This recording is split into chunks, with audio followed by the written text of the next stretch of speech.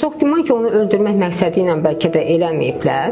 Ümumiyyətlə, yeniyetmə hisslərini ifadəsini həddindən artıq qabarıq eləyə bilər. Çünki biz böyüklər öz hisslərimizi idarə etməyi bacarırıq, amma yeniyetmələr hələ bunu öyrənə bilməyiblər.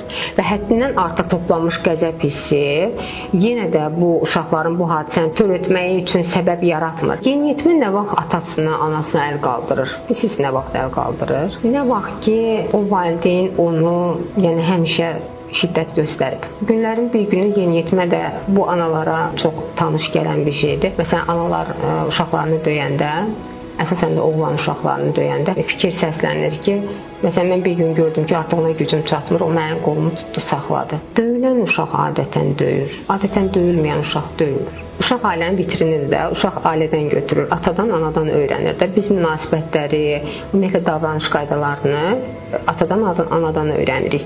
Demək ki, ya ata, ya ana şiddətlə danışıb uşaqla, yəni şiddət göstərib ki, bu uşaq bu şiddəti çox rahat şəkildə bacarır və bunu normallaşdırıb.